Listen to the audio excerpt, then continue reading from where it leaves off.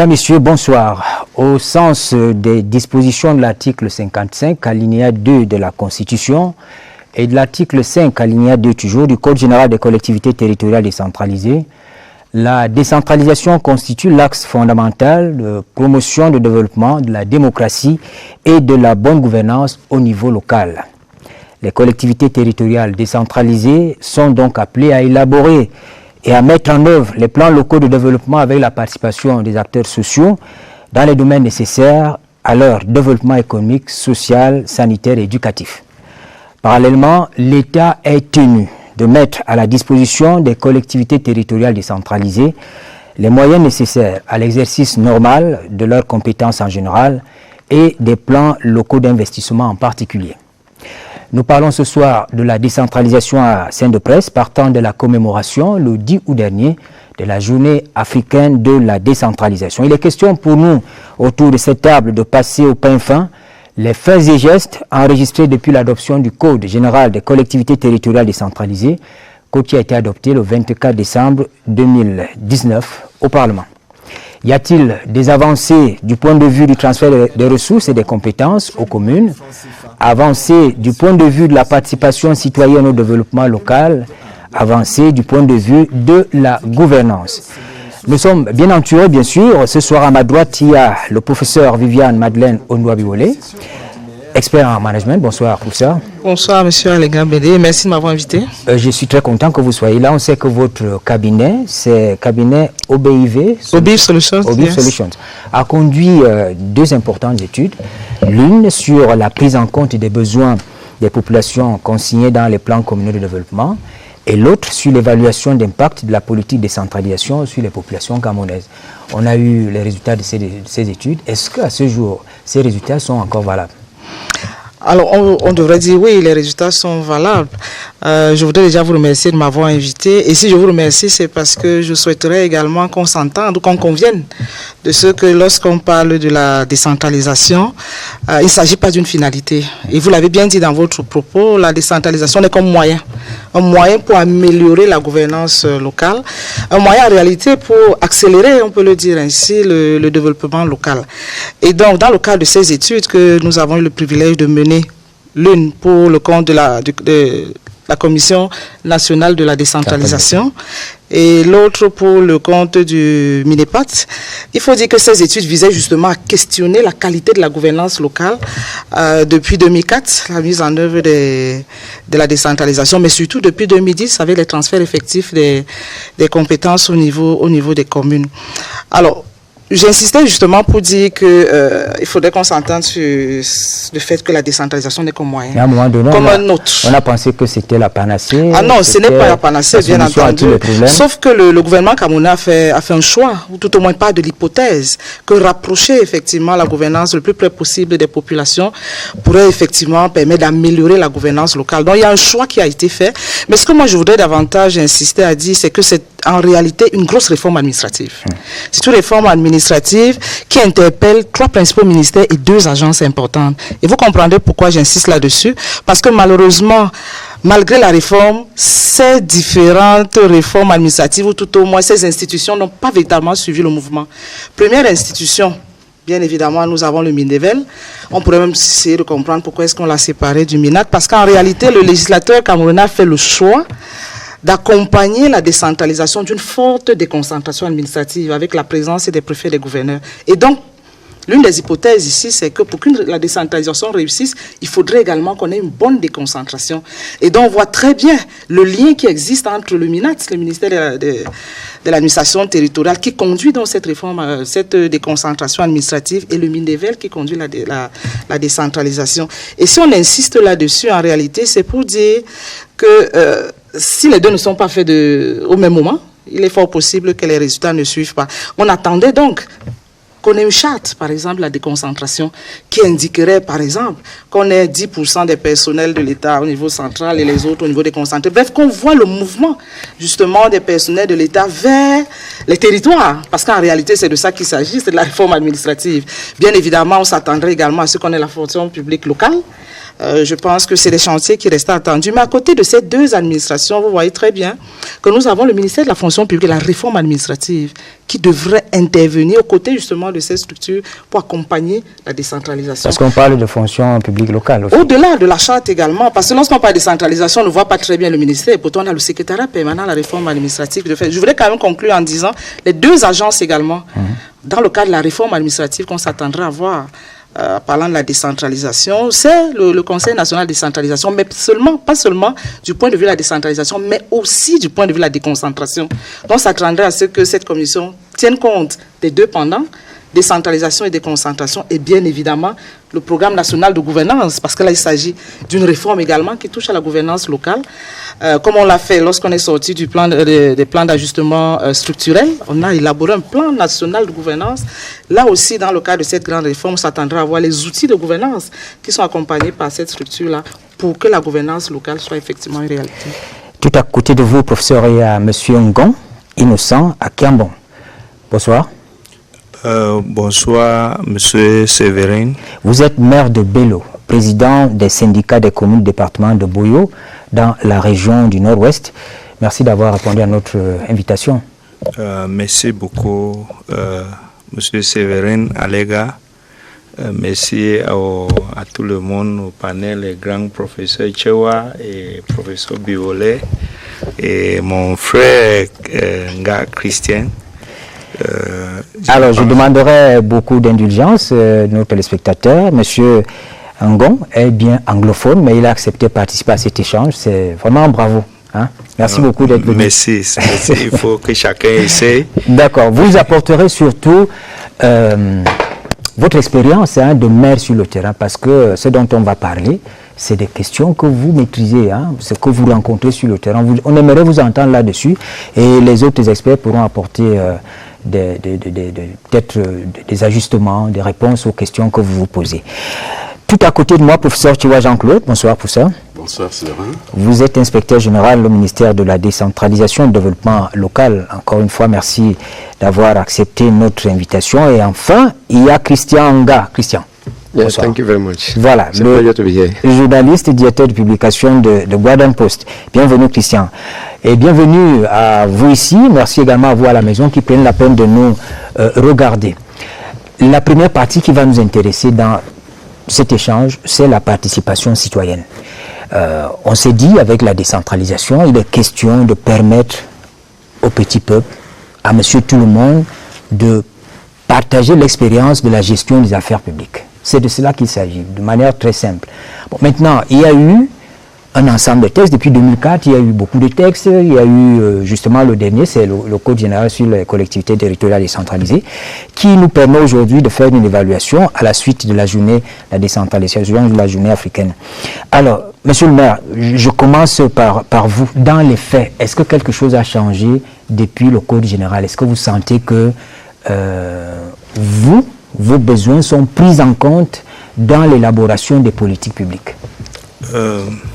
Merci, M. Séverin Alega, de m'avoir donné la parole. Je veux parler beaucoup plus de ce qu'il est fait et ce qui est concret. Comme les autres maires, on attendait à avoir 15% de pouvoir ou de budget central au niveau local. De cela, je peux quand même citer ce qu'il est déjà fait, ce qu'on touche le main concrètement. Donc, je voulais d'abord remercier les ministres de la décentralisation qui, à son compte, fait que tous les maires au Cameroun a 100 millions. Donc, chaque maire peut planifier à partir de là. 100 millions, c'est la dotation générale? Oui. Donc, c'est pour tous les mairies au Cameroun. Ça, c'est effectif? C'est effectif. C'est là pour mes 3 ans en fonction, j'ai eu à toucher ça. Donc, je planifie d'abord à partir de ça, parce que je suis sûr que ça va arriver. Et maintenant, il y a encore le ministère de la Travaux publics qui donne 27 millions pour l'entretien routier. Cela est régulé aussi. Là, on peut dire qu'on peut à partir du chef de village qui vient, je veux qu'on fasse telle route, je peux prendre une décision à partir des différentes offres venant de la population pour planifier les 27 millions et promis les autres pour les années qui est suivantes. Et le ministère de la Santé publique, il donne l'argent pour 7 millions pour recrutement de personnel de santé dans les CMA et les centres intégrés. Cela aussi est sûr. Pour les 3 ans que j'ai eu à travailler comme maire, j'ai touché à tout cet argent. Et cette année, on a recruté 30 personnels à partir de là. Je veux juste, et les autres ne sont pas réguliers, je veux juste citer ce que j'ai eu à faire. Et la population est témoin de ce que je dis. Donc cette année, on est en train de construire un bloc de chirurgie à Bello, au centre de santé de Bello. Et on a eu à équiper les 3 centres de santé à 37 millions. Donc, on a même eu jusqu'à avoir l'échographe dans certains pour faciliter la maternité. Donc, on a eu ça à Medjan, Tumuku et à Nyadjoa. Donc, on a eu encore les appuis de 15 millions aux cultivateurs. Donc, tout ça, je fais à partir de 100 millions que je prends du ministère de la décentralisation. Donc pour l'eau potable, le ministère des Mines, l'eau et énergie nous a donné une dotation de 50 millions où on va distribuer l'eau à Fungom à partir de l'Anjang. Donc c'est une distance que 2 villages vont bénéficier. Et pour l'électricité, on va faire l'électricité à Nufo, Tuangtam, 35 millions. Et pour l'entretien de route, on a déjà fini avec l'entretien de route de Assou à Fotongle, Ambassa, à côté de Oku. Donc pour vous, ce que l'État vous donne, vous le ressentez depuis 2019, depuis le Code général? Oui, je l'ai ressenti. Ok. On va continuer avec vous, monsieur le maire, tout à l'heure. Professeur, tu vois, alors, ce qu'on va dire, c'est que les lignes ont quand même bougé depuis ce code. Quelque chose a changé. Si on écoute bien ce que le maire dit, à votre niveau, au niveau du ministère de la décentralisation, vous vous dites, peut-être qu'on n'avance pas à la vitesse souhaitée. Il y a quand même quelque chose qui est fait. Oui, la prise de parole du maire me réjouit. Me réjouit parce qu'il a touché un point très très sensible, cette dotation de 100 millions de francs mise à leur disposition par le Mindevel. Sensible pourquoi? Parce que cette dotation est véritablement le reflet de la participation citoyenne dont vous parliez. Parce qu'en réalité, ces 100 millions sont appelés à financer des projets prioritaires inscrits dans les PCD. Et vous connaissez plan communaux de développement, et vous connaissez quelle est la procédure d'élaboration de ces plans, avec l'implication des populations qui désignent les projets qui, pour elles, sont prioritaires. Et ça me réjouit qu'il ait insisté là-dessus, parce qu'à partir de là, on ressent bien la remontée de terrain, pour dire oui, ces 100 millions aident les populations, parce que finançant les projets qu'elles ont elles-mêmes choisis. Mais pour être plus général, je voudrais dire que les lignes ont fondamentalement bougé depuis le Code général des collectivités territoriales décentralisées. Pourquoi? Pour au moins 2 raisons. Je commencerai avant le Code pour que l'on comprenne très bien. Avant le Code, et le professeur l'a évoqué tout à l'heure, les assises générales de la commune, c'était en février 2019, où l'on a posé le diagnostic du fonctionnement de la commune jusque-là. Un diagnostic qui a démontré justement qu'il y avait des choses à parfaire. Il y avait le financement à améliorer, il y avait la ressource humaine à améliorer, il y avait le transfert des compétences qui posait quelques petits problèmes. Cela a été diagnostiqué en février 2019. La deuxième grande date qui permettra de comprendre justement que les lignes ont véritablement bougé, c'est le grand dialogue. Septembre-octobre 2019. Où justement, un diagnostic également froid va être posé sur la décentralisation et où des grandes orientations vont être données. Et c'est à partir de ces grandes orientations qu'on peut comprendre ce qui a été consacré par le Code général des collectivités territoriales décentralisées et qui aujourd'hui est mis en œuvre. Le financement a été suffisamment questionné et justement on voit bien que au niveau du financement les lignes bougent. On a questionné la gouvernance démocratique.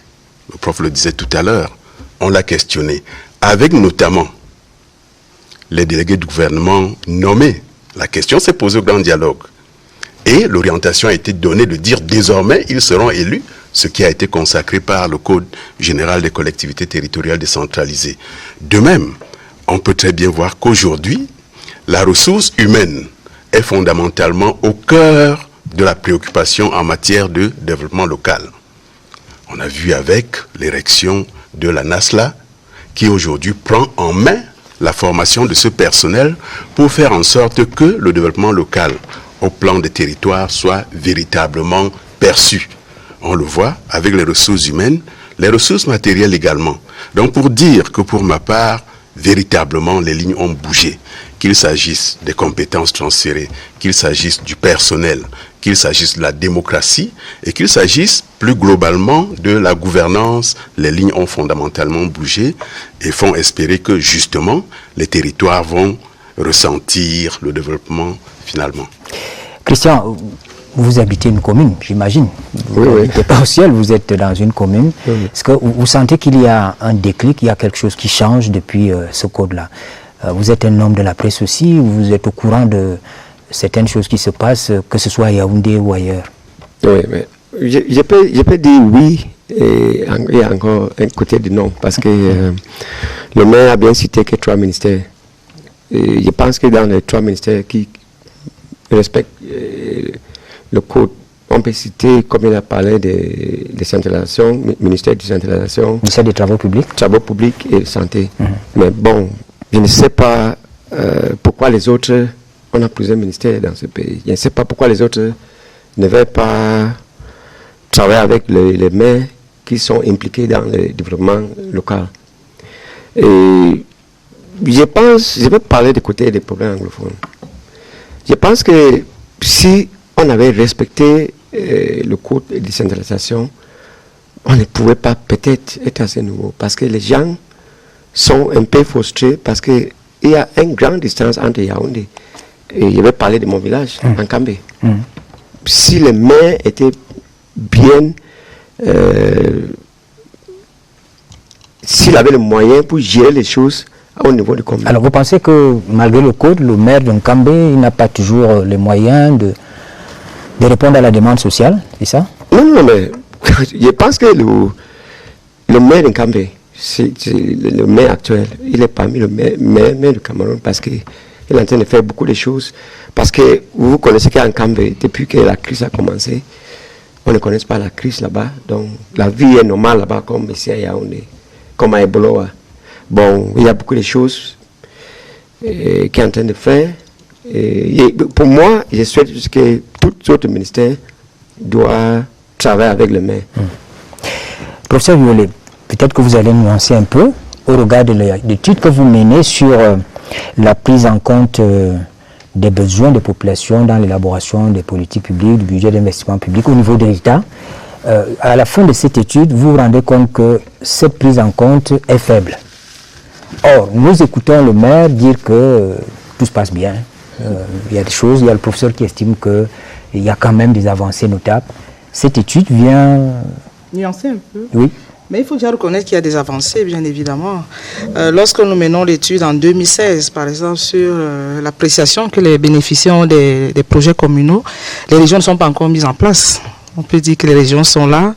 Les transferts de compétences posaient effectivement problème. Le professeur Thiawa l'a rappelé avec le Code général des la décentralisation, il y a une sorte d'accélération, même si on se rend compte effectivement qu'il y a des limites. Moi, je voudrais quand même nuancer un peu le propos, parce que évaluer le code général 2 ans après, bon, on peut donner des opinions, hein. On peut donner quelques opinions, ça fait juste 2 ans, 2019, 3 ans à peu près. Il serait bon de mener une étude. Et c'est pour ça que les études sont bien, parce qu'elles nous permettent justement d'avoir des évidences. Et peut-être de ne pas focaliser essentiellement sur des cas individuels, des cas isolés. Moi, j'ai bien apprécié ce qui a été dit par le maire. Ce qu'il dit est vrai. Effectivement, il y a des choses qui sont faites. Mais la décentralisation ne s'apprécie pas simplement la distribution de l'argent. En fait, je pense qu'au-delà de ça... C'est peut-être ce que les populations attendent.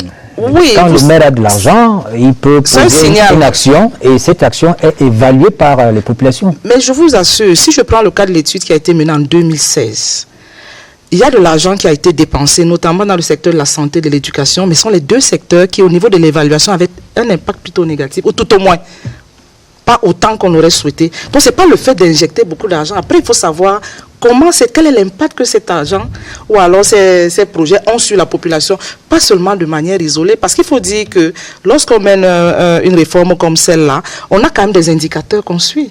On a des changements qu'on veut impulser.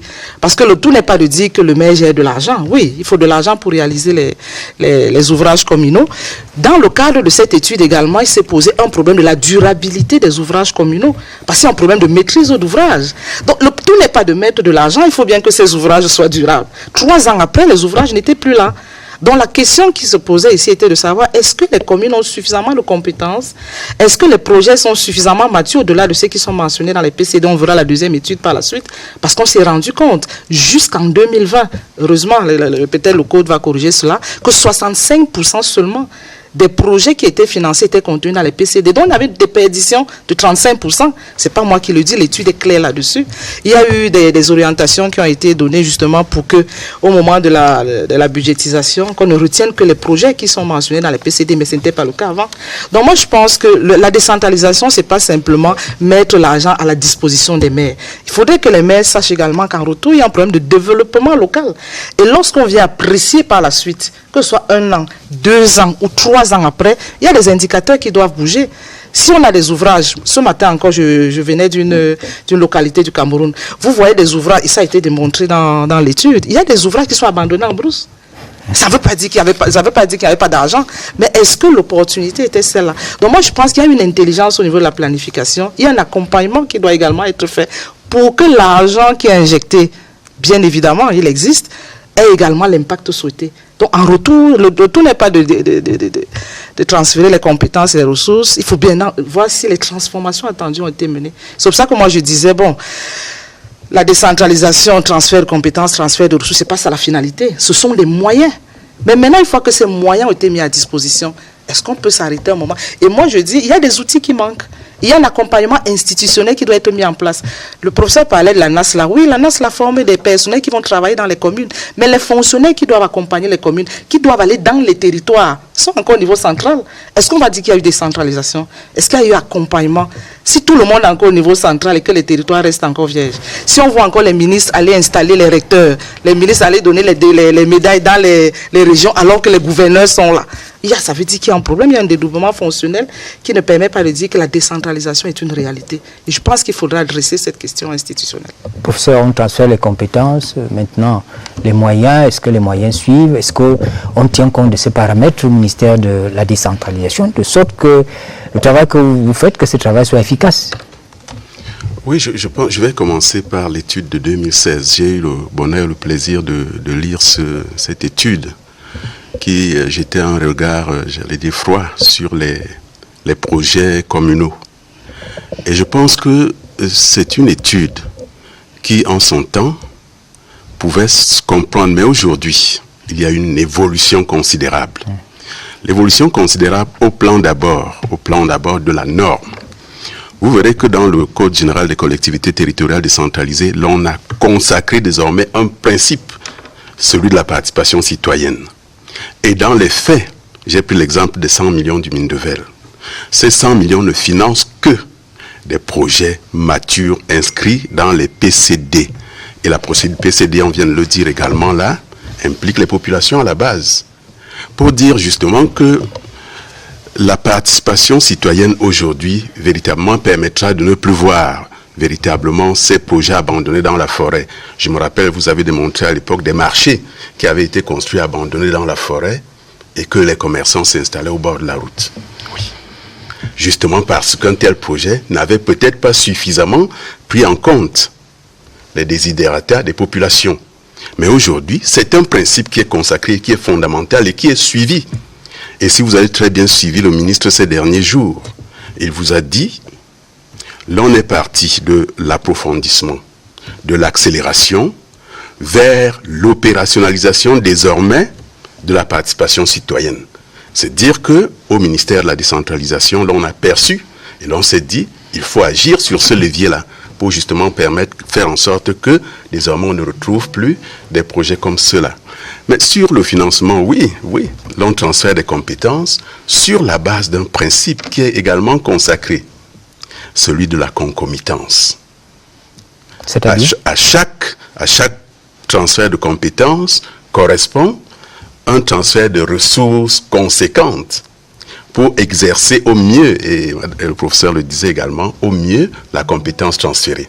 À chaque compétence transférée correspond un transfert de ressources.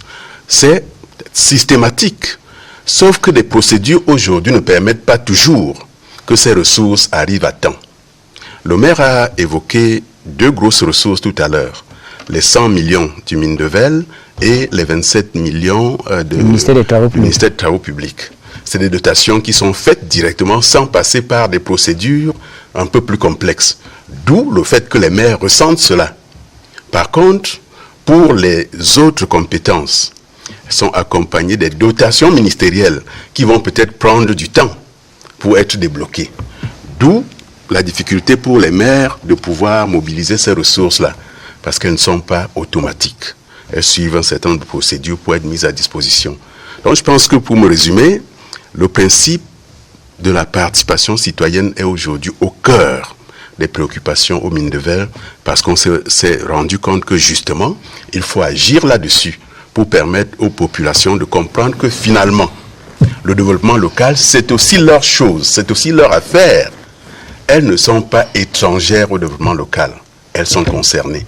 Donc, c'est un principe, il faut l'opérationnaliser. Monsieur le maire, oui, est-ce que vous êtes au cœur de cette affaire? Est-ce qu'on ne vous impose pas les choses jusque-là? Vous recevez de l'argent, est-ce que vous avez les moyens de bien utiliser cet argent-là sans qu'à la fin on vous dise il y a eu faute de gestion à tel ou tel endroit? Est-ce que vous avez ces moyens-là? Est-ce que ce n'est pas un piège?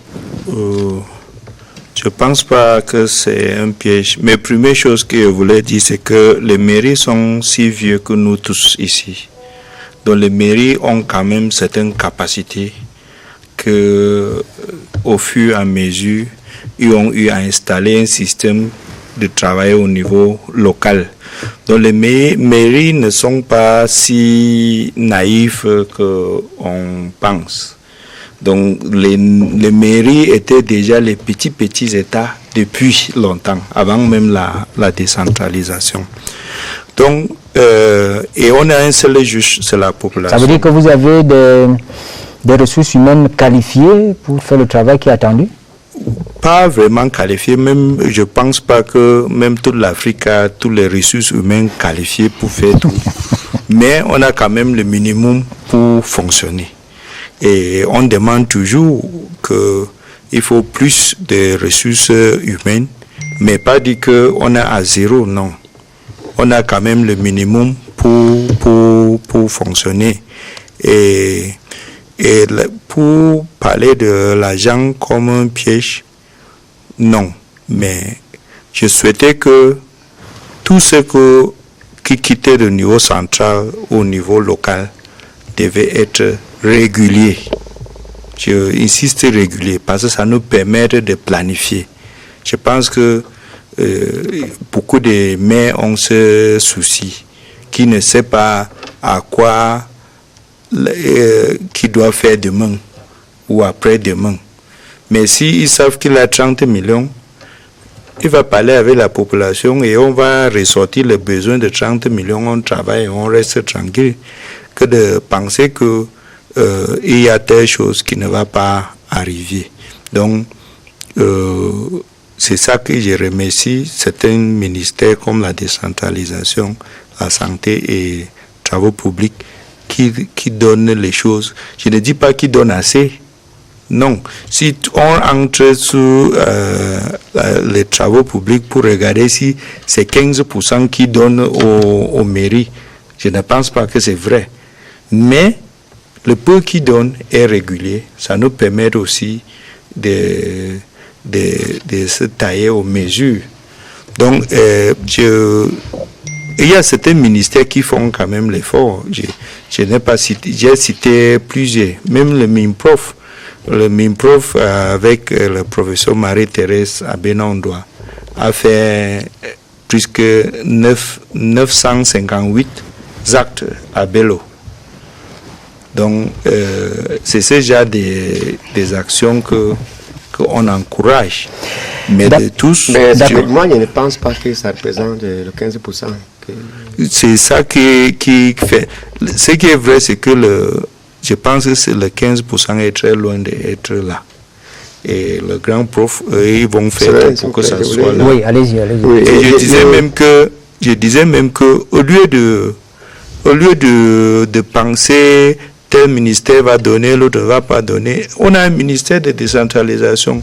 Mettons même tous dans un mamite et le ministre nous donne et ça va. Je pense que c'est mieux comme ça. Bon, j'ai bien écouté ce que le prof a dit, monsieur le maire, mais j'ai un petit souci. Pour moi, j'ai l'impression que c'est l'argent-là, on partage juste. Parce que je voulais qu'on me dise dans quelle base qu'on donne, je parle du ministère de décentralisation, de 100 millions qu'on donne chaque année. Je pense que on doit d'abord suivre ce que un maire a fait avec le 100 millions de l'année passée avant de donner encore. Parce que quand on parle ici, c'est comme c'est un gâteau, on dit tout le village, tout le monde prend 100 millions. Parce que 100 millions, c'est beaucoup d'argent. Je vais prendre le cas il y a certaines localités dans le nord-ouest et le sud-ouest, ils ont les maires, mais ces maires, depuis qu'ils sont élus, n'ont jamais passé là-bas. Mais ils disent qu'on donne à tous les maires du Cameroun. Qu'est-ce que ces maires font avec l'argent-là? Oui, ça c'est un problème. Avant le code, il y avait déjà cette question de maturation des projets. Vous avez évoqué cette question-là. Est-ce que le code a réglé ça, finalement? Bien sûr. Les projets sont maintenant matures, c'est-à-dire qu'on peut les suivre du début à la fin. Tout à fait. Et de moins en moins, on voit les maires qui réalisent quand même le budget d'investissement public, normalement. Alors, je voudrais rebondir sur ce que vient de dire mon copanéliste sur le suivi des 100 millions, pour le rassurer et lui dire qu'il y a un suivi effectif qui se fait au terme de chaque année budgétaire. Nous avons toute une direction qui suit ces projets. La direction de la planification et du développement socio-économique des CTD, qui fait cela au quotidien, qui produit un rapport sur l'utilisation des 100 000. Et justement... Et un maire qui se retrouve à Yaoundé, qui ne va jamais dans sa localité, qu'est-ce qu'on fait? C'est exactement ce qu'il fait. L'une des pistes était de dire, s'il ressort de ce rapport que le maire n'a pas utilisé des ressources suivant la dotation suivant l'orientation qui avait été initialement prévue, l'année suivante, il ne la reçoit pas, la dotation. Donc je pense que vous avez posé la question. L'argent n'est pas un piège pour ce qui est des maires. Non. Non, ce n'est pas un piège. Parce que l'État ne saurait tendre des pièges à des personnes commises à la tâche par rapport au développement local. Non. L'argent est au service du développement local. Et pour cela, l'on a entouré des maires, des experts, amenés à leur donner des conseils. C'est le rôle du receveur municipal auprès du maire, qui est le conseiller financier du maire. C'est le rôle du secrétaire général aux côtés du maire, qui est là pour lui dire attention, les textes ne prévoient pas ceci. C'est le rôle également, et on l'a dit, évoquant le rôle de l'État, c'est également le rôle de l'État, parce que le Code a consacré un principe en la matière, l'appui conseil, qui est une obligation pour l'État d'accompagner les collectivités territoriales décentralisées à l'effet de réussir à mettre en œuvre le développement au niveau local.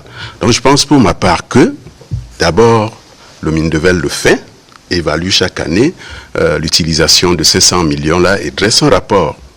Et ensuite, donc, l'argent est mis au service du développement local à travers des PCD et des plans de développement régional, PDR, qui justement encore, peut-être qu'on va dire un mot rapidement sur le cas des régions, qui justement encore aujourd'hui sont en train de finaliser leur plan de développement régional, suivant une démarche participative. C'est les populations qui font monter leurs desiderata, qui sont consacrés dans le cadre de ces plans.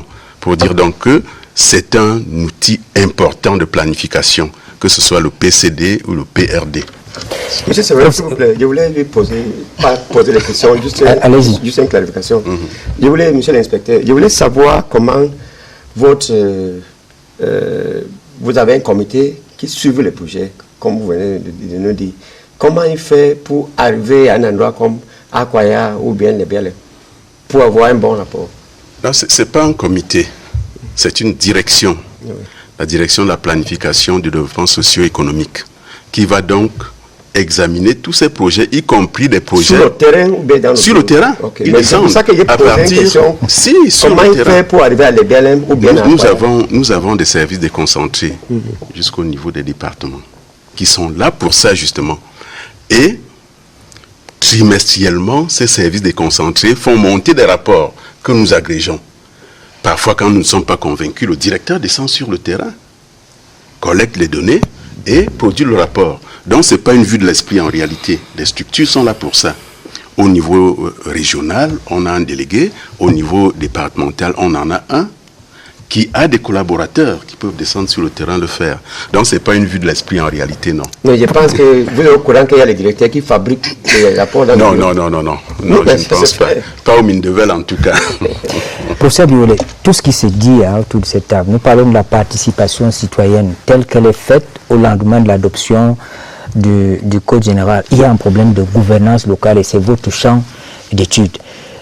Le fait que l'argent circule de cette manière-là, il y a peut-être des éléments de contrôle. Est-ce que ça ne pose pas un problème de performance même des dépenses qui sont faites au niveau des collectivités? Est-ce qu'on est sûr que le chemin que nous prenons est le meilleur?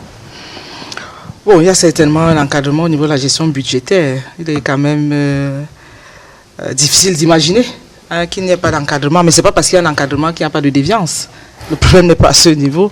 C'est pour ça qu'il est bon, comme les rapports sont prévus, de les rendre publics. Parce que s'il y a transparence et qu'il y a gestion citoyenne, il faudrait que les citoyens soient également informés justement de ce qui est dit. Et si l'autre copaliniste insiste, c'est parce que même en 2016, on s'est rendu compte que dans les rapports, il y avait des ouvrages qui étaient considérés comme étant faits alors qu'ils n'étaient pas faits sur le terrain. Donc, il n'a pas tout à fait tort. Et donc, de ce point de vue, heureusement, on est rassuré.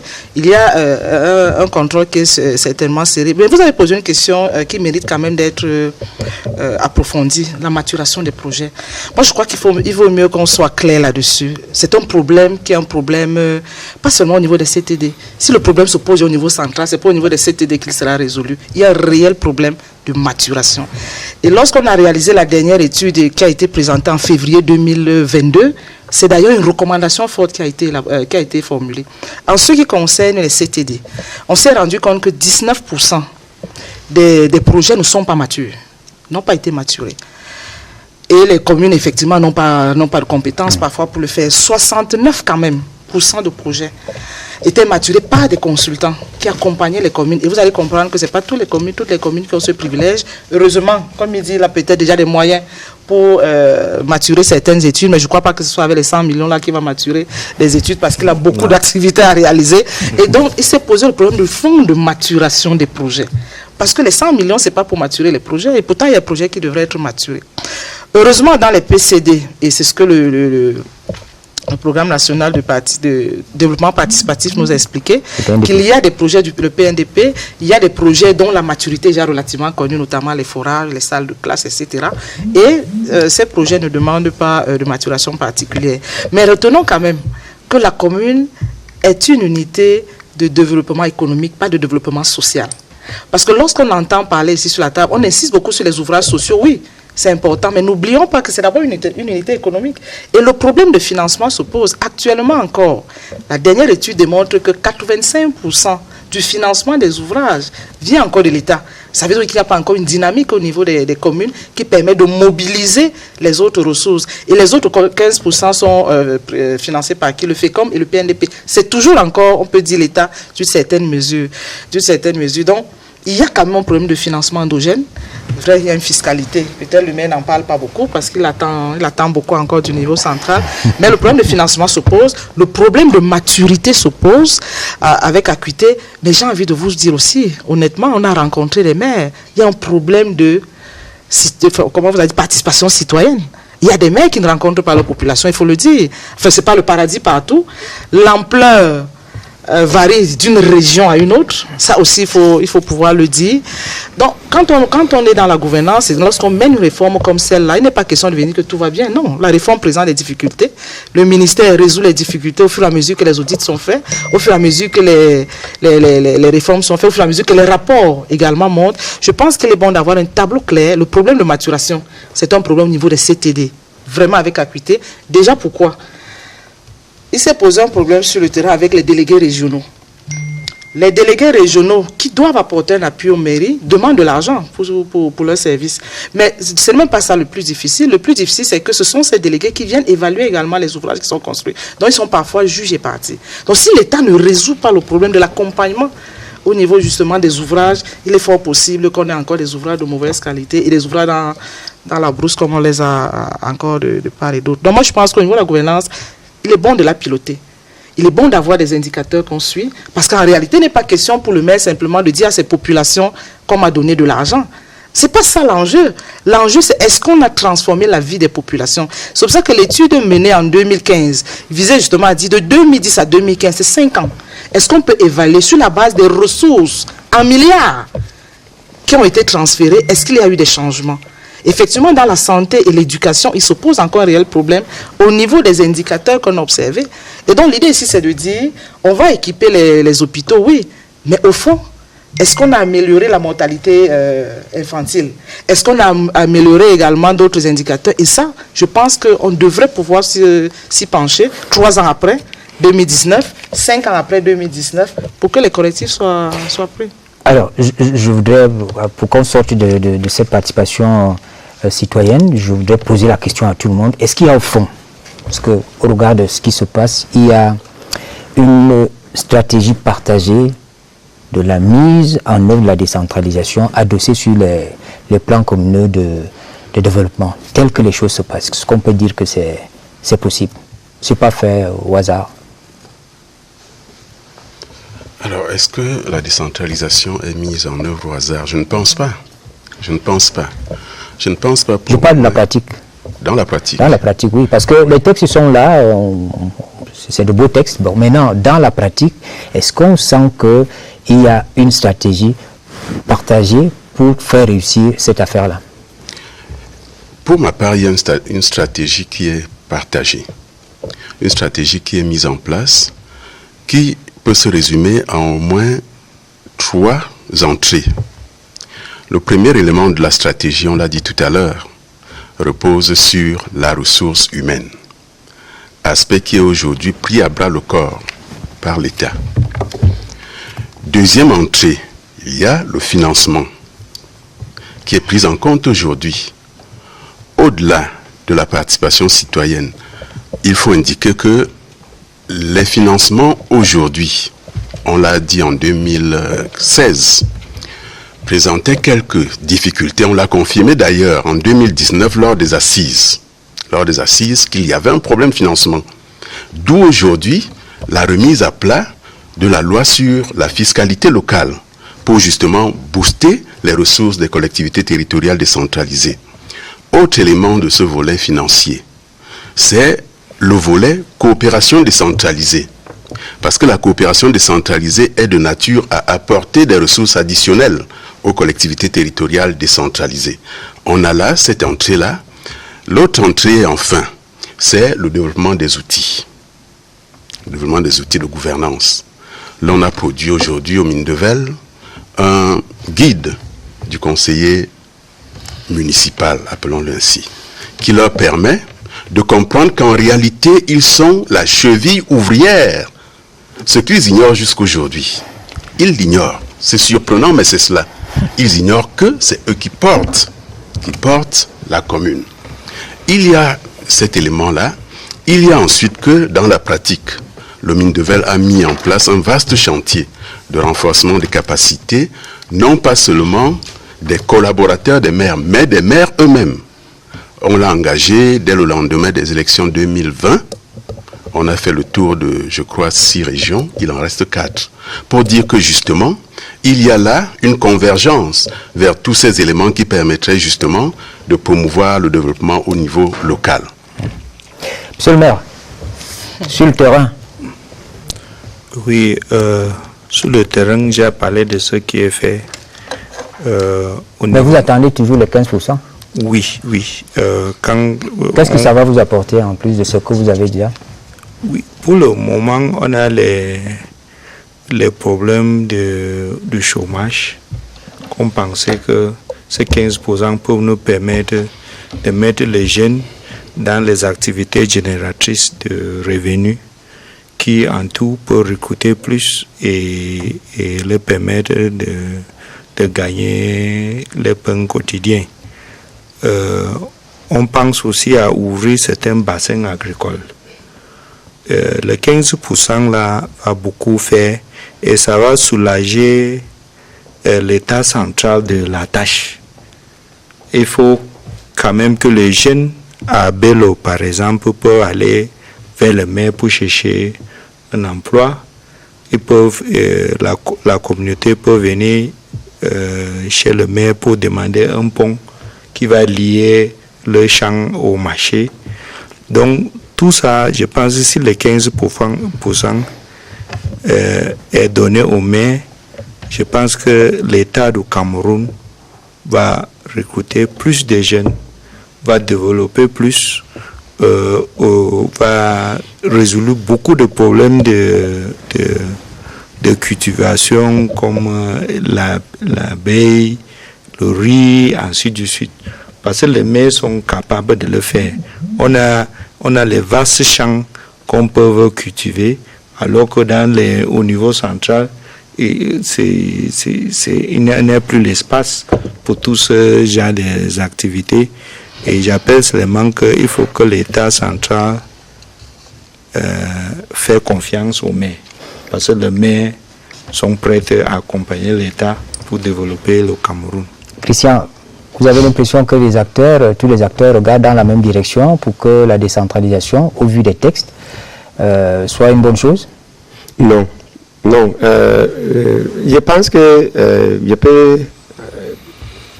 peux dire que la décentralisation au Cameroun, c'est comme quelqu'un qui part au marché, il vend le chèvre, mais il garde encore la corde. Parce que le pouvoir central ne veut pas céder même 5%. C'est pour ça qu'il y a plusieurs ministères qui ne font pas.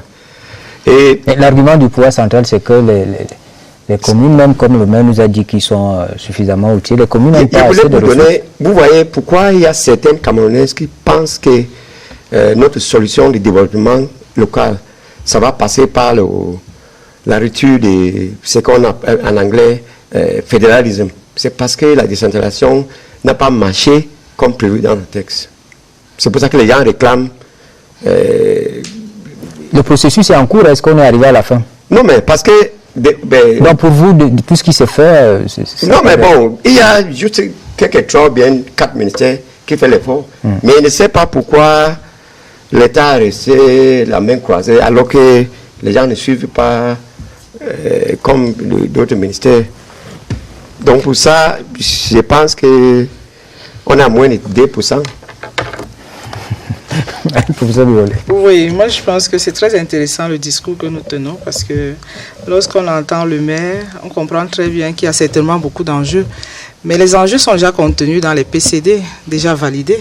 Donc en réalité, les projets sont déjà connus. Et comme il le dit, certainement il manque de l'argent pour les exécuter. Je veux dire, les 15% ne vont pas venir générer de nouveaux projets puisque les projets ont déjà été sélectionnés par les... Mais il faudrait quand même qu'on lise également les documents de planification stratégique. Parce que quand vous lisez la SND 30, dans l'échelonnement des 15%, les 15% c'est en 2027. C'est pas tout de suite? C'est pas tout de suite. Ah oui. C'est 2027. Et donc, ça veut dire qu'il y a une planification qui est faite. Vous avez demandé. Est-ce que le Mindevelle dit ça aux collectivités? Parce enfin, c'est ce qui est écrit dans les documents. Oui, est-ce que le Mindevelle prend la peine de... Vous aurez la parole tout à l'heure, professeur. Est-ce que le Mindevelle prend la peine d'expliquer ces choses-là aux collectivités territoriales, notamment les communes? Nous communiquons avec les collectivités territoriales décentralisées. Mais ça revient tout le temps. Les communes, c'est que ça tourne comme une rengaine, finalement. L'obsession autour des 15%. Pourtant, lorsqu'on calcule ce que l'État met aujourd'hui, si on le met dans un panier, ça irait au-delà de 30%. La fixation faite autour des 15% ne se justifie véritablement pas. Mais c'est un engagement qui a été pris. Il faut le respecter. Il faut le respecter, mais pour le respecter, il y a des mécanismes. Ce n'est pas 15% qui sont logés quelque part qu'on irait ramasser. Non, ça nécessite des réajustements au fur et à mesure. Retoucher le budget là, retoucher là, et puis faire le paquet de 15%. Donc en réalité, ce n'est pas posé quelque part. Il faut réajuster le budget de l'État pour retrouver ces 15 et les mettre à la disposition des collectivités territoriales décentralisées. Professeur Biolay, c'est bien de nous rappeler que les 15% sont prévus. C'est prévu pour 2027. Et c'est la raison pour laquelle nous on insiste toujours sur les outils de gouvernance. Parce qu'on ne gère pas une cité par décret ou avec les textes. À côté des textes, il y a des outils qui doivent accompagner les textes. Moi, si vous me permettez d'insister encore, nous avons des textes, nous avons des lois, nous avons de très bonnes intentions. Je pense que sur ce plan-là, la machine est en marche. À côté de cela, nous attendons encore la charte de la déconcentration pour que les acteurs, même sur le terrain, il y a de gros conflits sur le terrain entre le préfet et les maires. Il ne faut pas qu'on se le cache. Il y a des conflits entre les délégués et les maires. Pas des conflits d'objets, je veux dire, parce qu'il n'y a pas de charte qui indique, après cette grande réforme, c'est une réforme administrative importante qui engage également une reconstruction des rapports sur le terrain. On ne voit pas bien au plan institutionnel comment cette reconstruction constitue également une priorité. Et donc, de ce point de vue, on attend encore la charte, on attend que le MINA, dont suit souvent la rencontre des gouverneurs. Bon, quand on voit on suit la rencontre, on sait que les gouverneurs sont là. Ils s'occupent également de, comment on appelle ça, la discipline, il y a un terme, le MINAT s'occupe de... Supervisory Authority. Yes. Mais le gouverneur est désormais le président, oui. Je peux dire, avec le président de région, c'est eux qui gèrent le territoire. Lorsqu'ils viennent ici en réunion, on ne voit pas très bien les autres ministères intéressés par cette réunion-là. C'est comme si c'était uniquement le maintien de l'ordre. Voilà. Les gouverneurs ne sont plus là simplement pour le maintien de l'ordre. Les gouverneurs doivent gérer le territoire avec les présidents de région. Donc moi, je pense que tant que la charte de concentration n'est pas là, la fonction publique locale, pas disponible. Nous avons tous les fonctionnaires qui n'ont pas retrouvé le territoire parce qu'une fois qu'on a changé la forme de l'État, en réalité, on s'attend à une réorganisation administrative. Et le secrétariat permanent à la réforme administrative devrait effectivement accompagner ce mouvement. Donc moi, je pense que ces outils manquent. Il faudrait que ces outils se mettent en marche. Sinon, on va distribuer de l'argent. On va continuer à distribuer de l'argent. Il est bon qu'on fasse une évaluation. Les vont se multiplier. Oui, si ça existe au niveau central, c'est pas au niveau des biens mérites que ça ne va pas exister. Je crois qu'il y a un encadrement qui est fait. Mais moi, je crois que cette distribution, même de manière égalitaire, c'est juste en attendant effectivement que certaines choses se mettent en place, puisque les mairies n'ont pas ni la même dimension, ni les mêmes problèmes pour mériter le même financement. Donc, on imagine que c'est un appoint. Mais sinon, il y a quand même des outils qui sont attendus. Je vous invite à partager avec moi cet extrait du ministre de la décentralisation et du développement local, M. Georges Ilanga Obam, a pris la parole pendant la journée africaine de la décentralisation. Écoutons l'évaluation qu'il fait du processus de décentralisation. C'est un extrait sélectionné par Michel Renaud Ouanja.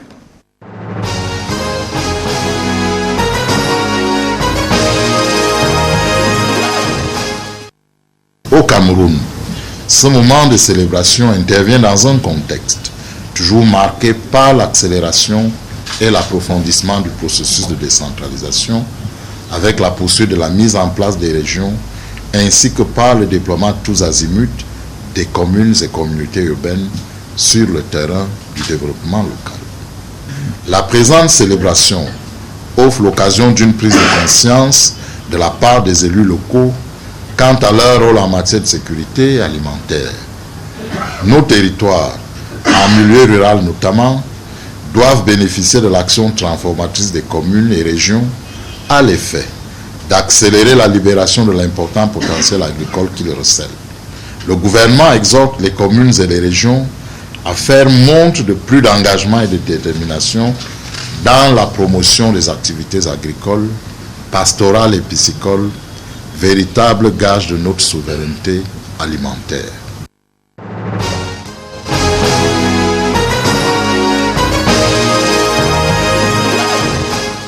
C'était donc le ministre de la décentralisation, un point de vue que nous avons déjà eu à partager ici. Mais il y a quelque chose qui revient et je souhaite que nous en parlions, la fonction publique locale. Ça, c'est une question qui est prévue par le Code général. La Code générale règle cette question-là. Peut-être qu'on n'a pas beaucoup avancé, est-ce qu'on en est? Alors, on est la fonction publique locale. Il faut dire que c'est d'abord une position qui est politique, prise par le président de la République, consacrée par le Code général des collectivités territoriales décentralisées. Faisant tout cela, faisant suite aux différentes assises que nous avons évoquées et qui avaient justement démontré la faible contribution des ressources humaines, du fait notamment de leur formation, du fait notamment de leur vieillissement, ainsi de suite. La fonction publique locale viendrait justement régler ou apporter des solutions à toutes ces questions, notamment le recrutement. Vous savez très bien, et cela est délicat. Le Code général pose le principe suivant lequel le maire recrute et gère, ce qui pose une première difficulté par rapport à l'érection de cette fonction publique, qui, comme on l'a dit, serait débarrassée des lenteurs de la fonction publique nationale. Classique, oui. Les textes sont en cours de débat au niveau de la coordination gouvernementale, et je pense que d'ici à là, le texte sera peut-être signé, et là on aurait la mise en place de cette fonction publique locale qui permet au moins deux grandes choses. La structuration du personnel, structurer le personnel des collectivités territoriales décentralisées, rendre davantage plus attractif la fonction au niveau des territoires et permettre un suivi cohérent de la carrière de ces personnes. On le sait très bien aujourd'hui que c'est une carrière qui varie en fonction des communes. En fonction des communes en termes de droits, en termes d'avantages, en termes d'évolution même de la carrière. Et dont la fonction publique locale viendrait régler un certain nombre de problèmes, compris maintenant le problème de la formation avec l'appui de la National School of Local Administration. Monsieur le maire, oui. Non, j'étais très inquiète de ce que je viens d'entendre. Allez-y. Parce qu'en fait, si la décentralisation se fait à cette cadence, c'est-à-dire que les outils primordiaux qui doivent accompagner la décentralisation ne sont pas disponibles, l'argent est distribué, les ressources humaines ne sont pas disponibles, ça veut dire qu'en réalité, on est tous conscients de ce que ça va prendre du temps. Donc moi, je pense que dans la programmation d'un changement et d'une réforme comme celle-là, si tous les outils qui doivent impulser et générer le changement ne sont pas disponibles, sachant qu'on perd de l'argent. En tout cas, on fait un faux départ. Qu'est-ce qu'on doit faire maintenant? En réalité, la décentralisation n'a supprimé personne. Non, le véritable problème, je ne sais pas à quoi sert l'argent. Certainement, il y a les projets communaux. À faire des ponts. Moi, je parle au niveau de la gouvernance. Peut-être au plan politique, ça résout un problème. Peut-être le maire, le fait de dire à ses électeurs qu'il a reçu de l'argent, ça rassure. Mais ça garantit un peu ce mandat. Du point de vue de la gouvernance, dans un environnement où on n'a même pas suffisamment d'argent, il faut quand même qu'on fasse attention. Si on est tous conscients de ce que la fonction publique locale du moins les ressources humaines, pour dire simplement les choses, qui doivent accompagner la décentralisation, ne sont pas disponibles au même moment que les ressources financières. Ça veut dire qu'on est conscient de ce qu'en réalité on fait une décentralisation à plusieurs vitesses. Et moi je pense qu'au plan de la gouvernance, ça pose quand même un problème. Le tout n'est pas de dire qu'il n'y a pas de problème. Non, c'est ça la réforme. Il faut que les outils soient prêts. Il faut que les gens se mettent au job. Ça fait depuis 2010, depuis 2004, on parle de la décentralisation. 2010, transfert de compétences. 2019, code de la décentralisation. On se dit quand même que si les ressources humaines sont minimisées, ça veut dire qu'il y a un problème. Mais ce n'est pas seulement la décentralisation. Nous avons remarqué, moi je suis RH, que chaque fois qu'on élabore un document de planification, et parfois de planification stratégique, on ne mène pas une réflexion d'égale importance en ce qui concerne les ressources humaines. Et aller vers la décentralisation, comme on le fait, peut-être il vaut même mieux de ne pas avoir vos 15%. Puisque dans tous les cas, je ne sais pas comment vous allez maturer les projets, comment vous allez... Ce n'est pas un problème de distribution d'argent, c'est un problème de changement qu'on veut impulser. Et de ce point de vue, il y a quand même un minimum de principes. Et si ces principes ne sont pas respectés, il est fort possible qu'on perde de l'argent. Monsieur, vous disiez tout à l'heure que dans vos mairies, à Bello par exemple, vous n'avez pas les mains vides. Il y avait des personnes avec qui vous travaillez, des gens qui vous apportent de l'expertise, qui vous disent comment monter les projets, comment financer, comment... Il y a de cela? Oui, première chose, c'est que beaucoup de maires ne sont pas si naïfs que je vous dis. Certains sont les fonctionnaires de très haut niveau retraités. C'est eux-mêmes qui faisaient toute cette maturation au niveau du ministère, même avant de devenir maire. Moi-même, j'étais au cadre de la fonction publique avant d'être maire. Donc, la maturation, ça se fait avec l'accompagnement des autres services de l'État, comme la MINEPAD, et ainsi de suite. Mais on vous demande de payer ces services-là quand ils vous les rendent? Non, on ne paye pas. C'est une commission. Chacun est pris en charge par son ministère. C'est surtout au Nord-Ouest, on parle de follow-up committee pour la maturation. Si il y a les indicateurs qui sont clairs, par exemple, vous voulez construire une école, est-ce que vous avez le titre de ce terrain? Est-ce que vous avez les tutos de l'ingénieur, ainsi de suite? Donc, il y a les indicateurs qui l'accompagnent de la maturation. Bien sûr, ça change avec le projet. Par exemple, comme j'ai fait plus que 12 ponts à Bello, la maturation, quand on parle maintenant de titre, ça ne sert à rien parce que les rivières maintenant, ça appartient aux maires. Donc, pour faire un pont de l'autre, je n'ai pas besoin d'avoir le titre de ce terrain. Donc, ça dépend. Mais ce que je disais, c'est qu'on ne donne pas l'argent aux maires.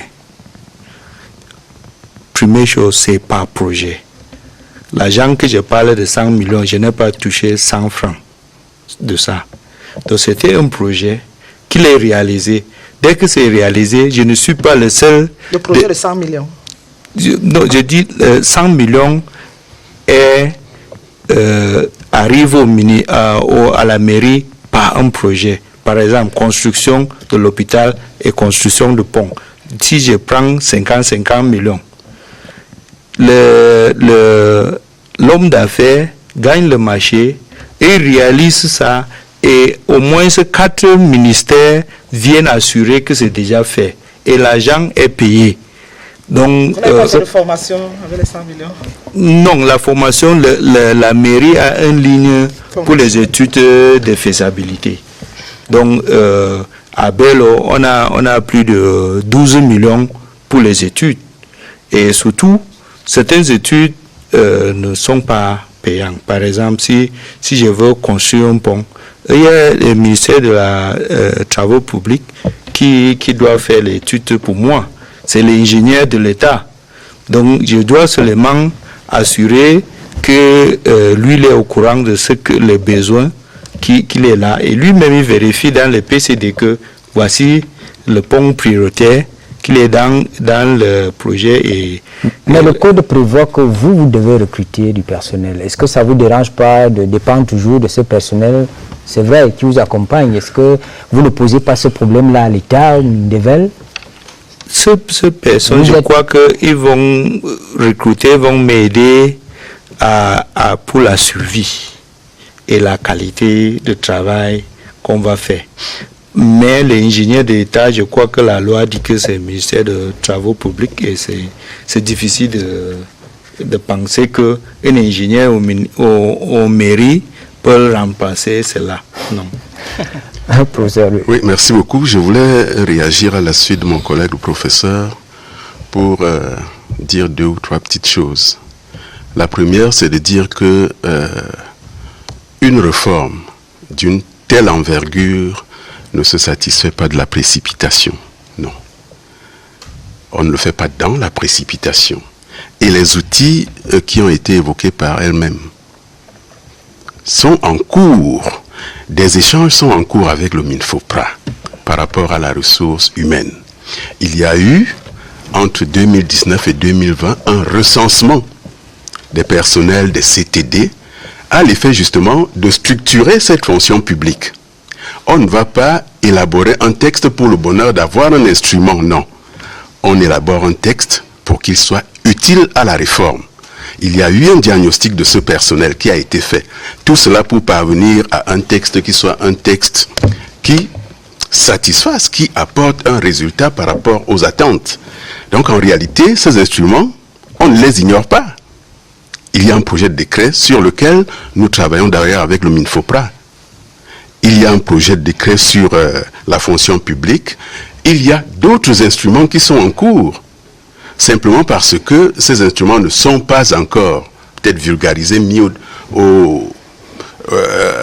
à la disposition du grand public, pas encore, parce qu'ils sont en cours, c'est vous qui aimez le dire, de maturation, diagnostic, échange avec les administrations concernées, conclusion et puis validation du projet de texte. Mais ce travail va être fait au même moment où on prend les lois. C'est-à-dire, on ne peut pas en même temps... C'est pas possible, non. Non. Si, la loi, elle est prise. Elle donne les grandes orientations. Dans la gestion de projet, ça pose un problème. La loi donne les grandes orientations qui vont être opérationnalisées par des textes réglementaires. Et les textes réglementaires, vous le savez très bien, chers collègues, se préparent dans des cadres interministériels 2010-2022, ça fait 12 ans. N'allez pas à 2010. N'allez pas à 2010. On a commencé les premiers grands transferts. Allez à 2022. Non, 2010, les premiers grands transferts, ça fait 12 ans. Le Code général date de... Bon, de 2019. Ouais. Bon, donc il faudra attendre 3 ans ou 5 ans pour avoir la fonction publique locale, ça prend quand même du temps. Mais sinon, dans tous les cas, moi je pense que... Peut-être ce sera accéléré, mais s'il n'y a pas de fonction publique locale, c'est quand même un problème. Je ne sais pas comment on va faire pour les résultats. Pour l'instant, en réalité, cela ne pose pas de graves problèmes. Parce que j'ai dit tout à l'heure, l'État a la responsabilité principale d'accompagner les collectivités territoriales décentralisées. Et cela se fait. Il y a un cadre de collaboration entre les services déconcentrés de l'État qui apportent l'expertise aux collectivités territoriales décentralisées.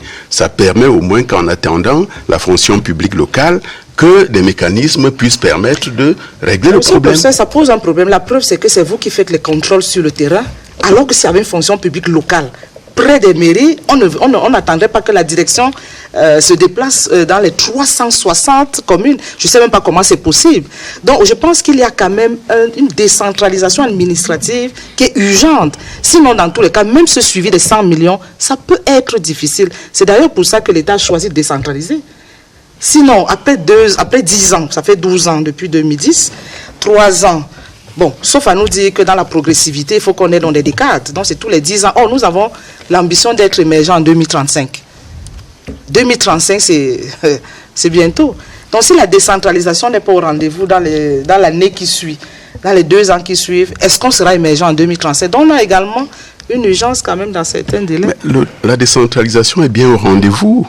De 2019 à 2022, essayez d'évaluer tout ce qui a été fait.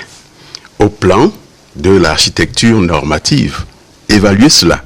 Maintenant, redescendez, vous avez produit un rapport en 2022, je n'ai pas eu la chance de lire celui-là, mais j'aurais bien voulu le lire. Redescendez dans les territoires et appréciez. Nous étions en 2022, je peux vous dire. Actuellement, je peux vous dire, non, les 10 régions, nous avons fait les 10 régions. La réalisation des projets communaux, nous sommes quand même, vous allez me dire que c'est la même chose peut-être pour les autres projets, nous sommes quand même autour de 70%. Ça veut donc dire qu'il y a une amélioration qui est possible. Il y a une amélioration possible. Au niveau du financement, il y a encore de gros problèmes de financement. Donc, 2022, c'est une réalité. L'actualité cette semaine également tourne autour des 1000 élèves gendarmes radiés des rangs de l'armée et la conférence conjointe du ministre de la Communication, ministre du Commerce et bien d'autres membres du gouvernement, ministre de l'Agriculture. Cela s'est passé donc à Yaoundé et ça avait un rapport avec la vie chère. Nous regardons le relevé de la presse signé Laetitia Onana.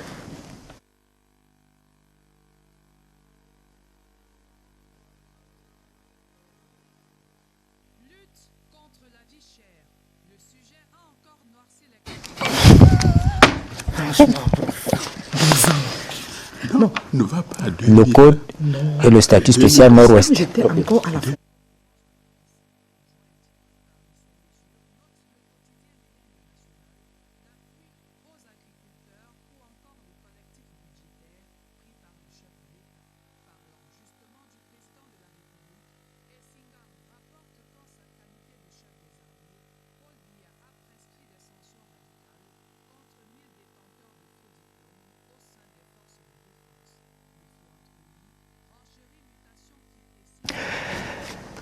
Merci beaucoup Laetitia Onana, merci pour cette revue de la presse.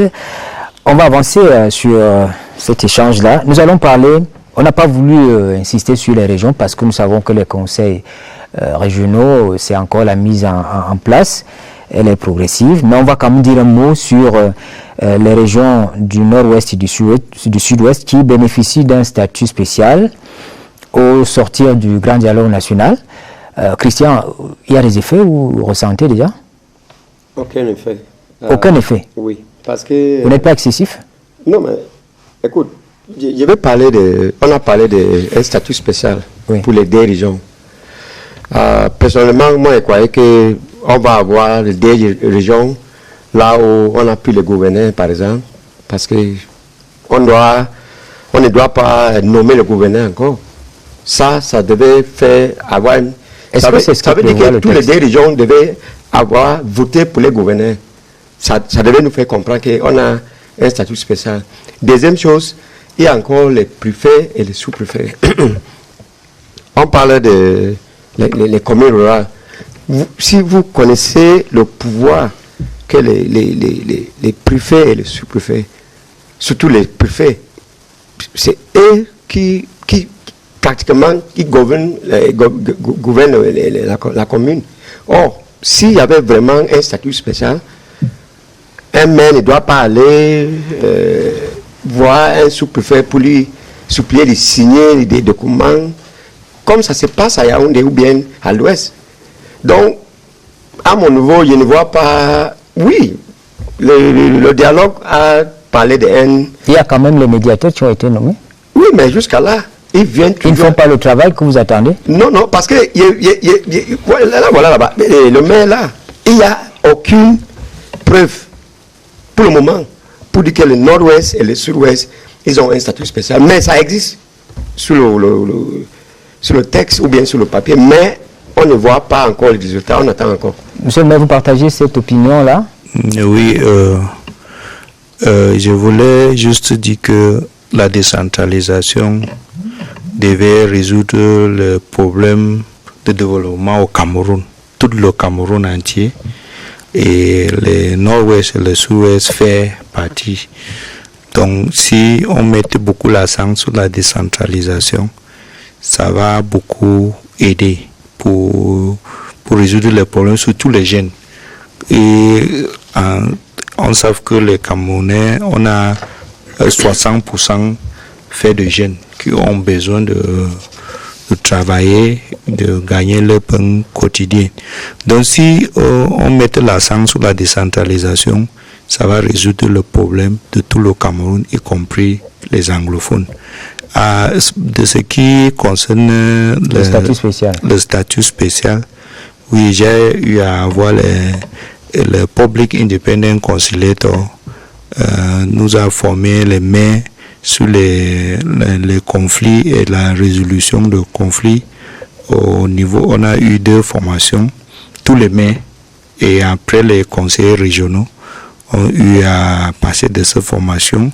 Ils ont quand même ouvert un guichet qui est là-bas à Public Independent Conciliator, où chacun qui a le problème peut aller là-bas chercher à avoir une solution hors de système légal qu'on connaît déjà, qui est lourd et cher.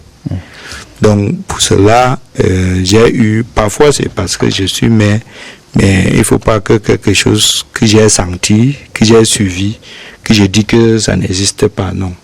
Ça va être Mais Christian, lui, il est formel. Mais je voulais que, monsieur le maire, il faut parler, on regarde face à face. Est-ce que, parce que monsieur Séverin vous a posé une question, vous êtes un maire qui s'opposait à être sur le terrain.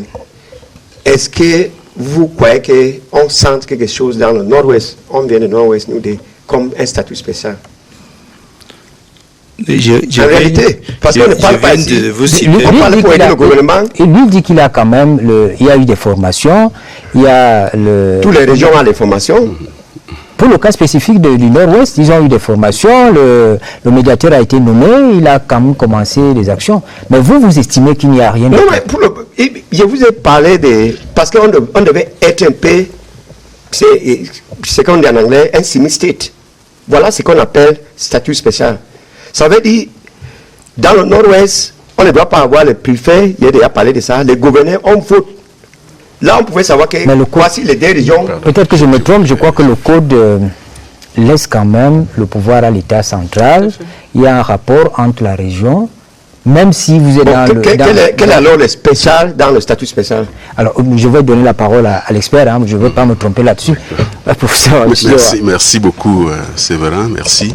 Je crois que votre plateau a aussi une vocation didactique. On ne doit pas laisser dire certaines choses. Dire que le statut spécial n'existe pas, non. Il a dit que ça existe, mais on ne sent pas l'impact. L'impact, je vais vous donner les impacts déjà. Oui. La réalité, c'est quoi? 1. Vous êtes dans des régions où le conseil régional est composé de 2 chambres. Les autres 8 régions ne l'ont pas. Premier élément du statut spécial. Vous êtes dans une région où l'exécutif régional est collégial. C'est-à-dire que vous avez un président, un vice-président, 3 ministres, entre guillemets, ce qui n'existe pas dans les 8 autres régions. Vous avez en plus un Public Independent Conciliator qui n'existe pas ailleurs.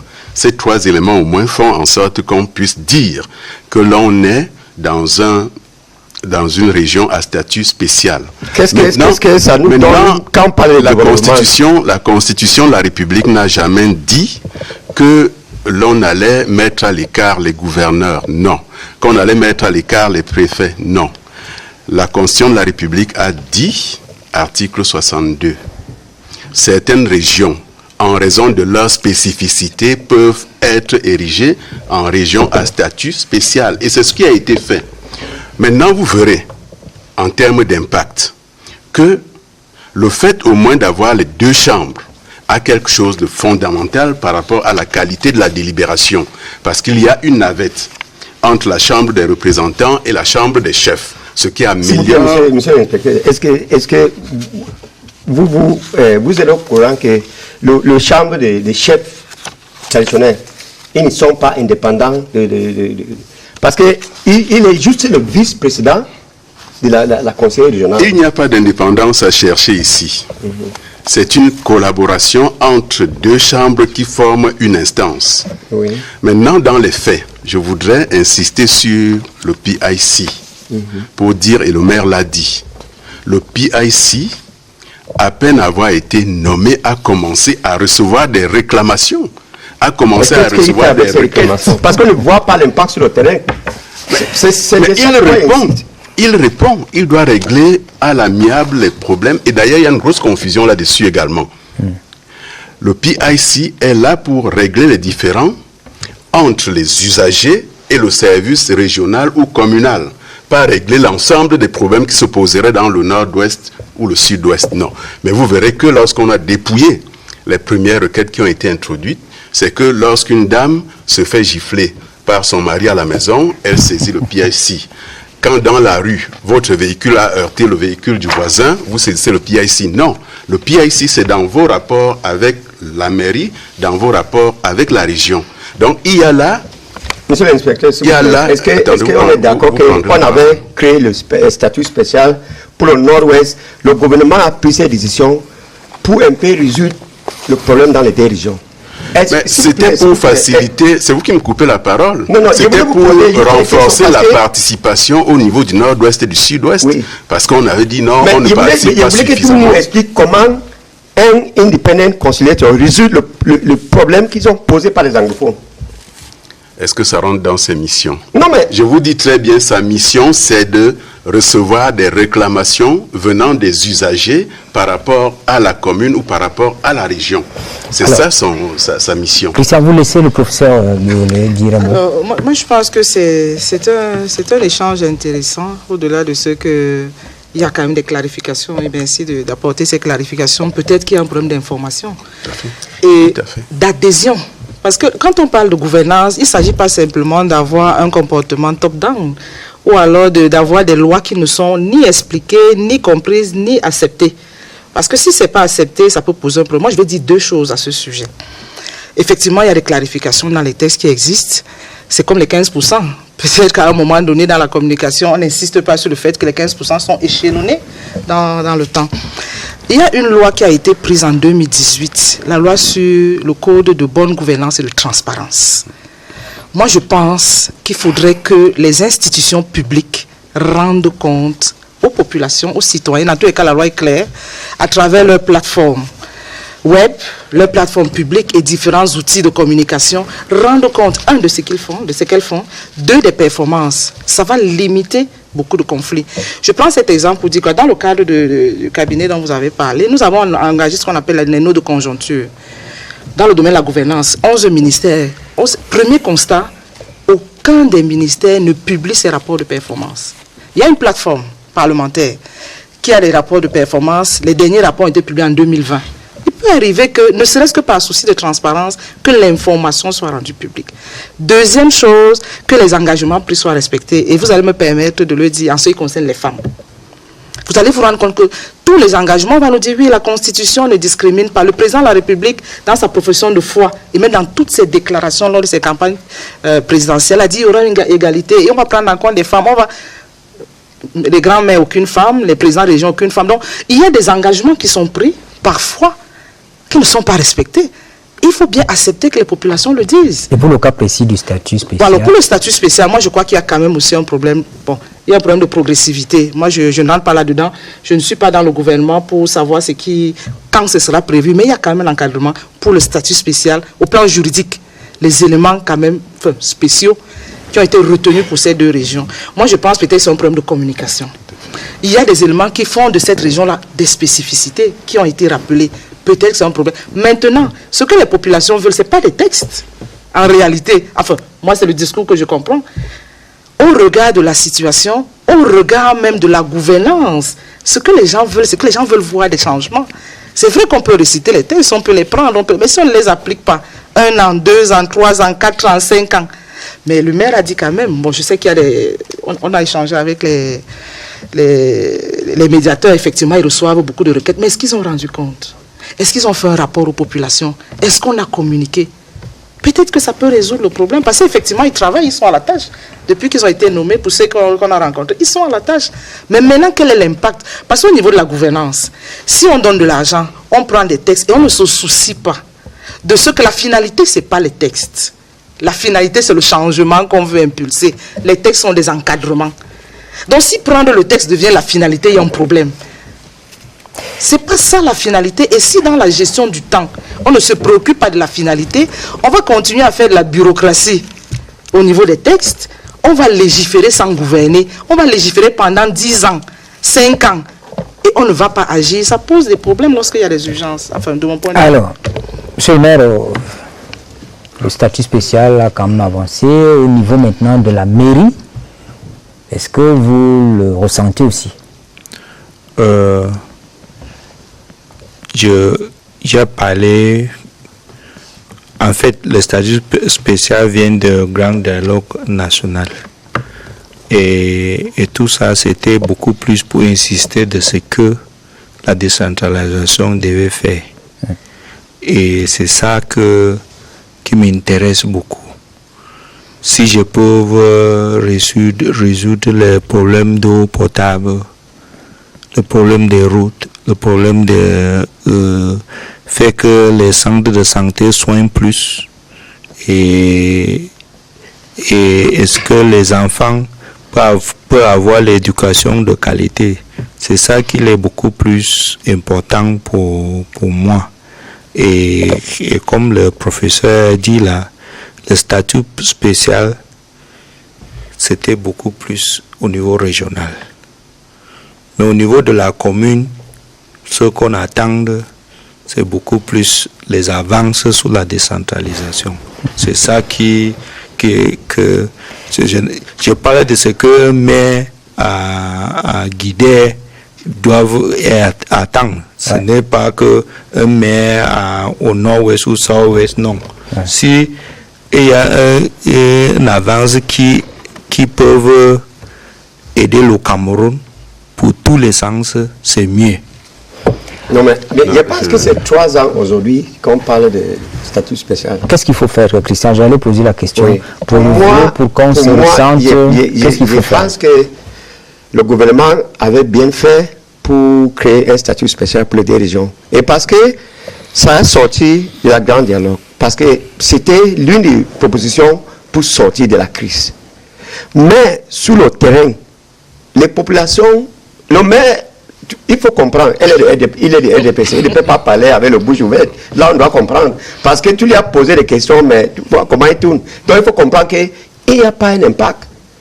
Et c'est ça que les populations du nord-ouest et sud-ouest. Parce qu'on va. Et vous pensez que l'impact, je repose la question. Du changement, parce que. Oui, quel type de changement? Peut-être qu'il faut qu'on comprenne.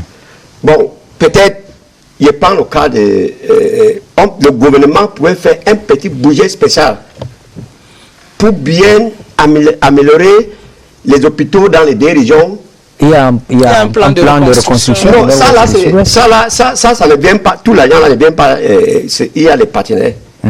Parce qu'il y a le nord dedans. C'est la reconstruction. Oui, le nord est dedans, ce n'est pas juste pour nord-ouest. Non, c'est nord-ouest, c'est sud-ouest. Non. Pour la reconstruction spécialement. Pour le Boko Haram, il y a ça.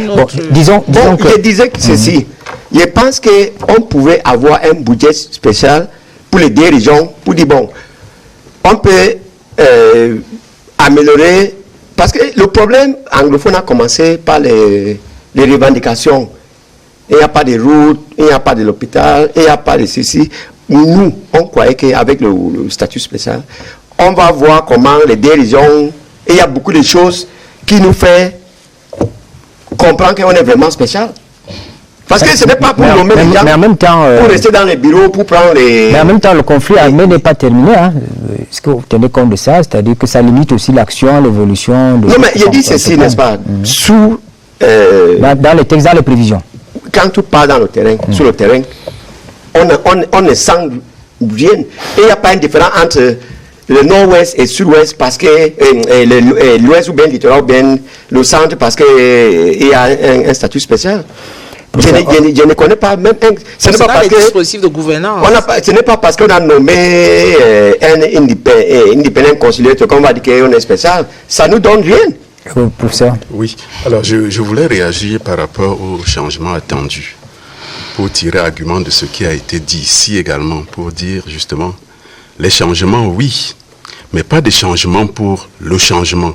Lorsque j'ai pris la parole tout à l'heure, j'ai indiqué que les régions étaient dans la phase de d'adoption de leurs plans régionaux de développement, qui est un outil de planification de développement.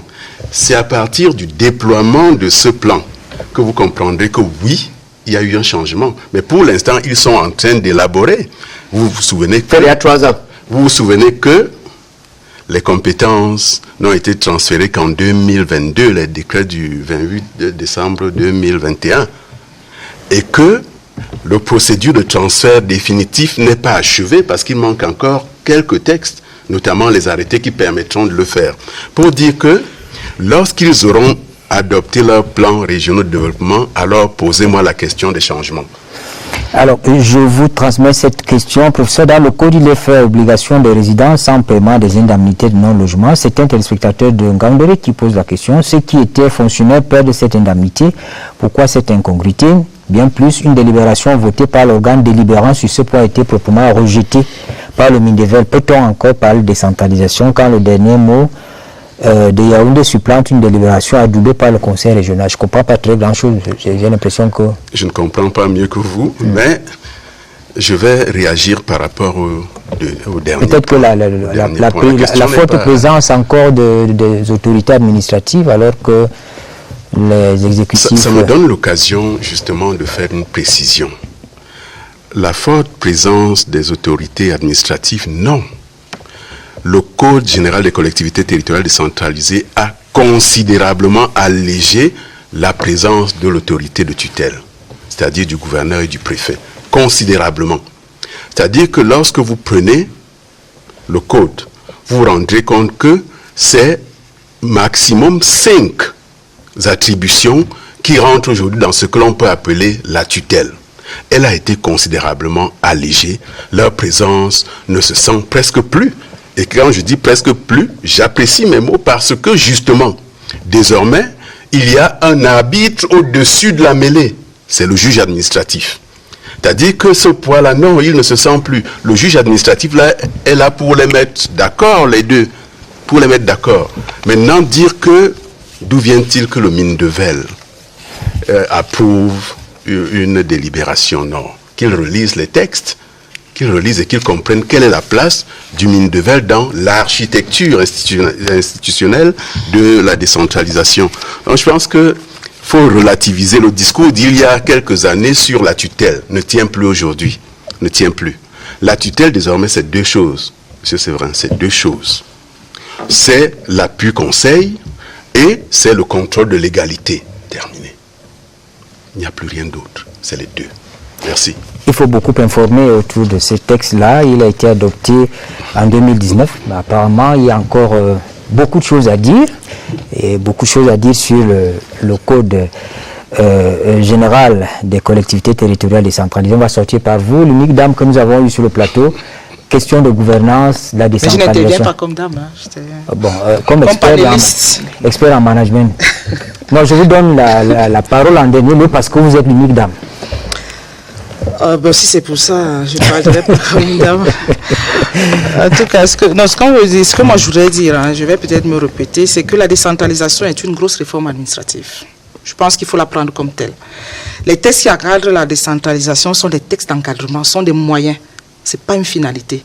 Donc le fait d'avoir pris un texte permet simplement de dérouler en réalité tous les autres mécanismes. Et donc la trop grande concentration qui est faite autour des textes et même de l'argent devrait quand même être relativement atténuée de mon point de vue.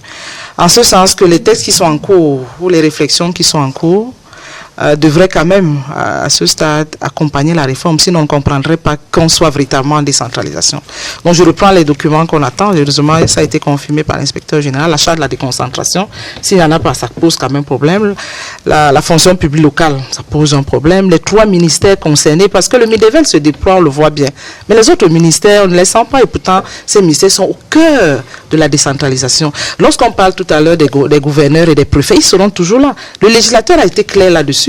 En réalité, une bonne concentration va s'accompagner d'une bonne déconcentration. Et les gouverneurs vont rester, qu'on le veuille ou pas, c'est un problème de collaboration. C'est le choix qui a été fait. Et il faudrait simplement, à un moment donné, que cette charte-là, qui détermine les rôles et les responsabilités des uns et des autres, soit également disponible. Mais insistons quand même également sur les ressources humaines. Je pense qu'on a beau avoir les textes qu'on veut, on a beau avoir l'argent qu'on veut, si on n'a pas de ressources humaines qui accompagnent la décentralisation à tout point de vue. Moi, je parle, le maire parle des ouvrages. Oui, l'étude a été menée en 2022, c'est pareil.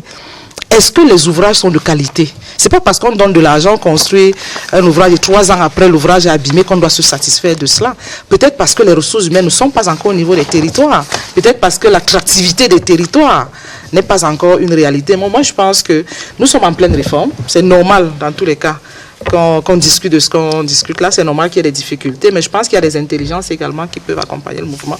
Et dans tous les cas, la décentralisation en cours, mais ce n'est qu'un moyen, vraiment. Ce qui nous intéresse, ce sont les changements, c'est le développement local. Si nous faisons tout ce que nous avons à faire, nous avons fait une étude en 2022, nous souhaitons encore en faire dans 5 ans, parce qu'entre 2016 et 2022, les résultats en termes de changement ne sont pas substantiels. Au niveau des textes, oui. Mais on n'est pas là pour gérer les textes. On est là pour apporter les changements. N'oublions pas qu'en 2005, le Premier ministre avait été clair. Après les programmes d'ajustement structurel, on gère désormais par résultat. Si on fait tout ce qu'on fait là, et qu'on n'est pas capable de dire qu'il y a eu des changements, et que le maire n'est pas capable d'améliorer les conditions de vie de ces populations, en réalité, on aura perdu du temps. La décentralisation du point de vue de la participation citoyenne, de la gouvernance, on avance quand même. Pour le ministère de la décentralisation? On avance de manière méthodique. C'est un processus qui est mis en place de manière méthodique. Et comme le professeur l'a dit, Biol l'a dit, c'est une grosse réforme de notre administration. Et elle doit connaître sa mue aussi. Hein, et une grosse réforme comme celle-là ne peut pas se satisfaire des hésitations. Non, non. Raison pour laquelle un point d'honneur est mis sur la préparation de tout ce qui encadre. Lorsqu'on aura mis en place, posons-nous la question, vous avez fait le rapport en 2022, posons-nous la question en 2023, quels sont les changements attendus? Vous verrez que justement il y a des changements qui sont perceptibles. Et du point de vue de la ressource humaine. J'ai hâte. Je pense qu'un point d'honneur est mis là-dessus. Que ce soit à travers les formations qui sont données dispensées par la NASLA, ou que ce soit par des renforcements de capacités organisés par le Mindevel. Nous en sommes conscients que c'est à partir de la ressource humaine qu'on peut promouvoir véritablement le développement au niveau local. Christian, merci de nous avoir rendu visite. Merci également à monsieur le maire. Vous venez de très loin, à Bello, dans le Boyo Nord-Ouest. Merci beaucoup. Merci au professeur Tchewa, merci pour cet éclairage, tout ce que vous nous avez apporté, ce qui est fait au niveau du ministère de la décentralisation. Professeur Biolay, merci également. Vos études nous ont permis d'orienter cet échange et nous pensons que vous qui nous regardez à la maison, vous faites maintenant une opinion sur ce qui est fait en matière de décentralisation à la suite de l'adoption du Code général des collectivités territoriales décentralisées. Mesdames, Messieurs, s'il plaît à Dieu, nous allons nous retrouver dimanche prochain. Mais continuez à regarder les programmes de la CRTV. Bonne soirée à vous.